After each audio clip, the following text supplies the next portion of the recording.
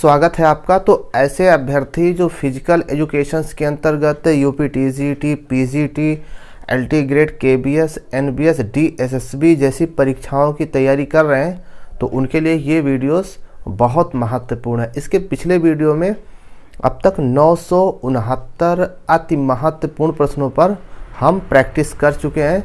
इस वीडियो में प्रश्न नंबर 970 से, ठीक, स्टार्ट कितने प्रकार के होते हैं, यानी कि स्टार्ट के प्रकार। तो स्टार्ट दो प्रकार के होते हैं। कितने प्रकार के? दो प्रकार के होते हैं। एक होता है स्टैंडिंग स्टार्ट और दूसरा होता है क्राउच स्टार्ट, ठीक है ना। और क्राउच स्टार्ट को सिटिंग स्टार्ट भी कहते हैं। क्लियर? चलिए, प्रश्न नंबर 971, क्राउच स्टार्ट कितने प्रकार के होते हैं, यानी क्राउच स्टार्ट के प्रकार कितने होते हैं। तो क्राउच स्टार्ट के 3 प्रकार होते हैं। वो 3 कौन कौन से हैं? नंबर 1 बंच स्टार्ट, और दूसरा है मीडियम स्टार्ट, और तीसरा है लंबी स्टार्ट। ये हो गया क्राउच के 3 प्रकार। प्रश्न नंबर 972, 100 मीटर महिला बाधा की ऊंचाई कितनी होती है? 100 मीटर महिला बाधा की ऊंचाई कितनी होती है? सही जवाब 0.838 मीटर। क्लियर? ठीक। चलिए, प्रश्न नंबर 973, 110 मीटर पुरुष बाधा की ऊंचाई कितनी होती है? 110 मीटर पुरुष बाधा की ऊंचाई कितनी होती है? सही जवाब क्या होगा? 1.067 मीटर। ठीक है ना। ये होती है 110 मीटर पुरुष बाधा की ऊंचाई। ठीक। चलिए, प्रश्न नंबर 974, 400 मीटर महिला बाधा की ऊंचाई कितनी होती है? 400 मीटर महिला बाधा की ऊंचाई कितनी होती है? तो सही जवाब 76.20 सेंटीमीटर। ठीक है ना। 400 मीटर महिला बाधा की ऊंचाई 76.20 सेंटीमीटर या फिर 2 फीट 6 इंच होती है। ठीक है। चलिए, प्रश्न नंबर 975, 400 मीटर पुरुष बाधा की ऊंचाई कितनी होती है? 400 मीटर पुरुष बाधा की ऊंचाई कितनी होती है, ये बताना है। सही जवाब क्या होगा, बताएं। तो सही जवाब 91.4 सेंटीमीटर। कितना? 91.4 सेंटीमीटर। ठीक है ना। या फिर इसको आप कह सकते हैं 4 फीट। ठीक। 400 मीटर पुरुष बाधा की ऊंचाई जो होती है 91.4 सेंटीमीटर या फिर 4 फीट होती है। इसमें वही प्रश्न दिए गए हैं जो एग्जामिनेशन ओरिएंटेड है। ठीक है। हमें पढ़ते समय फिजिकल एजुकेशंस का जनक नहीं बनना है, ना ही पीएचडी करना है। हमें करना क्या है, एग्जामिनेशन ओरिएंटेड पॉइंट्स चाहिए। तो उन्हीं पॉइंट्स पर हम चर्चा कर रहे हैं। और सटीक नोट्स के लिए यहाँ पे व्हाट्सएप नंबर दिया गया है, तो यहाँ से व्हाट्सएप करके आप नोट्स के बारे में जानकारी कर सकते हैं। ठीक। चलिए, प्रश्न नंबर 976, रिले रेस में एक टीम में कुल कितने खिलाड़ी होते हैं? रिले रेस में एक टीम में कुल कितने खिलाड़ी होते हैं? सही जवाब क्या होगा? 4 खिलाड़ी। ठीक है। तो ये रिपीटेड क्वेश्चंस है और ये कॉन्सेप्ट क्लियर क्लास है। आपने विस्तृत पढ़ा है, नहीं पढ़ा तो विस्तृत भी पढ़ते रहिए। और ये हमने यहाँ पे केवल एग्जामिनेशन ओरिएंटेड, ठीक है, एग्जामिनेशन पॉइंट ऑफ व्यू से ये जो है क्वेश्चन हम लगातार प्रैक्टिस कर रहे हैं, याद कर रहे हैं और कॉन्सेप्ट क्लियर कर रहे हैं। ठीक है। चलिए, प्रश्न नंबर 977, एक्सचेंज जोन कितने मीटर का होता है? एक्सचेंज जोन कितने मीटर का होता है, बताएं। तो सही जवाब होगा 20 मीटर। ठीक है। अब ये सब ऐसी चीज़ें हैं, अगर इसको रिवीजन नहीं करेंगे, बार बार पढ़ेंगे नहीं, तो याद नहीं होगा। ठीक है ना। जानते भी नहीं हैं, रिवीजन भी नहीं करना चाहते हैं, देखना भी नहीं चाहते हैं, सुनना भी नहीं चाहते हैं, आप 15 मिनट के लिए वीडियो को देखना भी नहीं चाहते हैं तो कैसे कुछ होगा बताइए। आपको समय देना पड़ेगा। आप 24 घंटे में से 10 और 15 या 20 मिनट का समय नहीं निकाल सकते अपने लिए, तो फिर कैसे तैयारी अच्छी हो पाएगी, ठीक है ना। कब तक भागते रहेंगे, ठीक। तो बेहतर है कि आप रिवीजन करते रहिए, तैयारी करते रहिए। मैंने भी कोई फर्जी क्वेश्चंस इसमें नहीं सिलेक्ट किया है, मैंने भी ढूंढ करके वही प्रश्न रखे हैं जो फिजिकल एजुकेशन का जिसको हृदय कहते हैं, उन्हीं प्रश्नों को मैंने इस पे रखा है। और उन्हीं प्रश्नों को एक बार नहीं कई बार पढ़ना है। ये सब क्वेश्चन आपने पढ़ा है, ऐसी कोई बात नहीं है, कोई ऐसा क्वेश्चन इसमें नहीं है कि जो आपने देखा ना हो। देखा भी है, पढ़ा भी नहीं है, बस ये है कि कॉन्सेप्ट नहीं क्लियर है। अब कॉन्सेप्ट क्लियर कैसे होगा, आपको एक चीज़ को कई बार पढ़ना पड़ेगा तभी कॉन्सेप्ट क्लियर होगा। और आदत क्या है, एक बार जो पढ़ लेते हैं दोबारा पढ़ने की आदत नहीं है, क्योंकि हम जानते हैं। और जानने में और कॉन्सेप्ट क्लियर करने में और पेपर करने में बड़ा अंतर हो जाता है। इसलिए एक चीज़ को कई बार पढ़ें, मैं इस चीज़ को बार बार कहता हूँ, ठीक है। प्रश्न नंबर 978, बैटन का वजन कितना होता है बताइए। पढ़ा तो है आपने, याद कितना है ये बताइए। बैटन का वजन कितना होता है, सही जवाब 50 ग्राम। याद है, अच्छी बात है।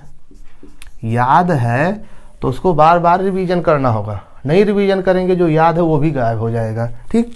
चलिए प्रश्न नंबर 979, रिले बैटन की लंबाई कितनी होती है।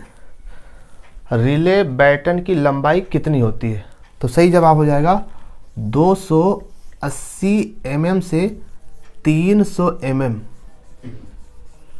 ये होती है रिले बैटन की लंबाई, ठीक है ना। अगर सेंटीमीटर में बात करें तो 28 से 30 सेंटीमीटर ये रिले बैटन की लंबाई होती है, ठीक। तो सेंटीमीटर में भी याद रखिए और mm में भी याद रखिए, दोनों जरूरी है।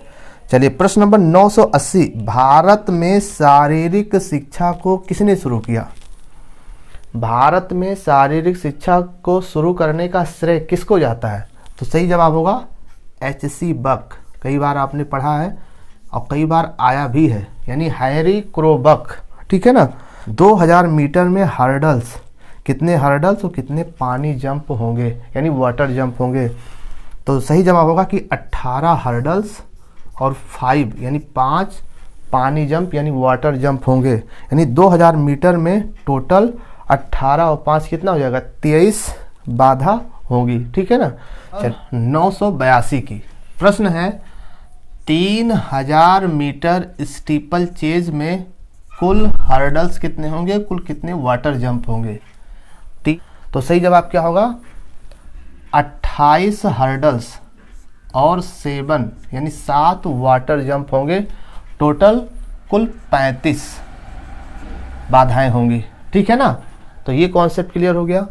प्रश्न नंबर 983, बैटन एक्सचेंज जोन की रेखा जो होती है वो किस रंग की होती है। बैटन एक्सचेंज जोन की जो रेखा होती है वो किस कलर की होती है, ठीक है। सही जवाब लाल कलर की होती है, ठीक है ना, लाल, ठीक।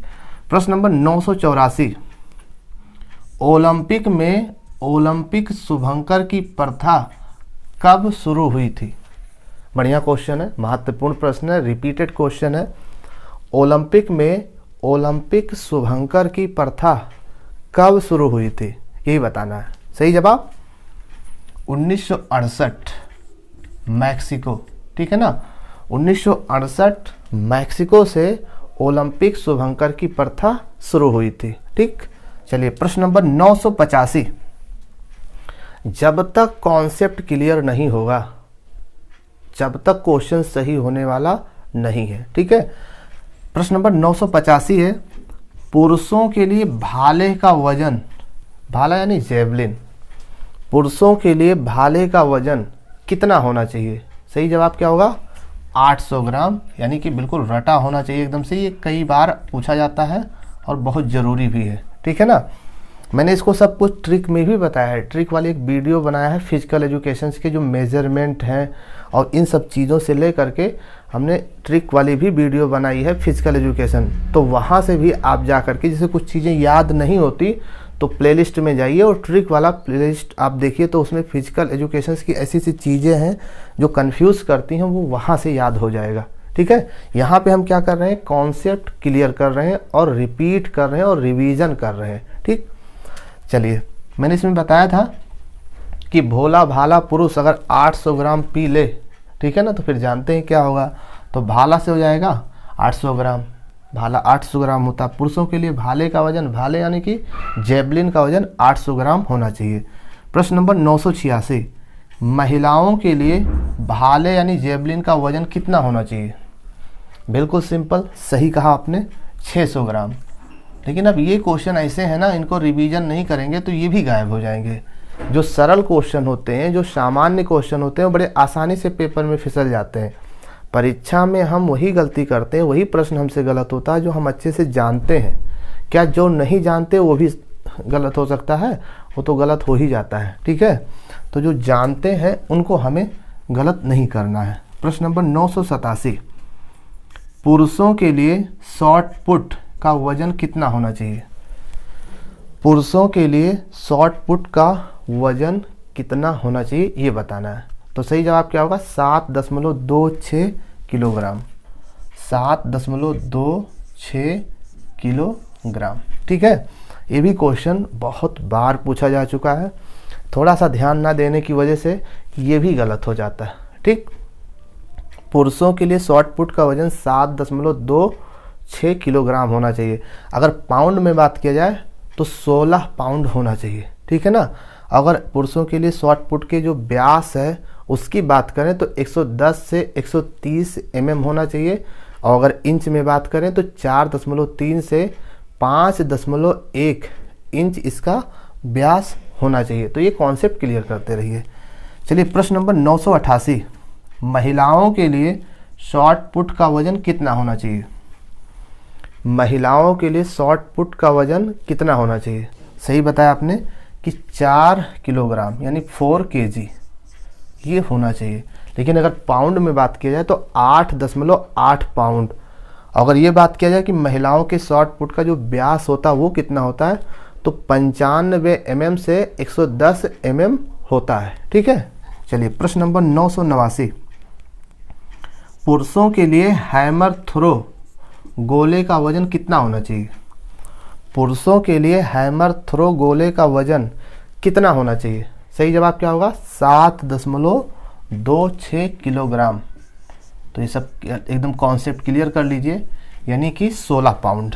पुरुषों के लिए हैमर थ्रो गोले का वजन 7.26 किलोग्राम यानी कि 16 पाउंड होना चाहिए। ठीक है, प्रश्न नंबर 990, महिलाओं के लिए हैमर थ्रो गोले का वजन कितना होना चाहिए? महिलाओं के लिए हैमर थ्रो गोले का वजन कितना होना चाहिए? तो सही जवाब 4 kg यानी 4 किलोग्राम। यानी अगर पाउंड में बात करें तो 8.8 पाउंड, कभी पाउंड में कभी ग्राम में ऐसे ही पूछा जाता है। ठीक है, प्रश्न नंबर 991, हैमर थ्रो की लंबाई कितनी होती है? हैमर थ्रो की लंबाई कितनी होती है ये बताना जी, बताएं। तो सही जवाब होगा 3 फीट 11 इंच, 3 फीट 11 इंच। ठीक है, हैमर थ्रो की जो लंबाई है 3 फीट 11 इंच, या फिर सेंटीमीटर में बात करें तो 119.4 सेंटीमीटर होनी चाहिए। चलिए प्रश्न नंबर 992, डिस्कस थ्रो का वजन महिला और पुरुष के लिए कितना होना चाहिए? डिस्कस थ्रो का वजन जो है महिला के लिए कितना होना चाहिए, पुरुष के लिए कितना होना चाहिए? तो एकदम क्लियर है कि डिस्कस थ्रो का वजन महिला के लिए 1 किलोग्राम, ठीक है, महिला के लिए 1 किलोग्राम और पुरुष के लिए 2 किलोग्राम होना चाहिए। ठीक है, तो ये है फिजिकल एजुकेशन के वो रिपीटेड क्वेश्चंस जो लगातार पेपर में पूछे जाते हैं। हमारे वीडियोस को देखने के लिए आपको बहुत बहुत धन्यवाद।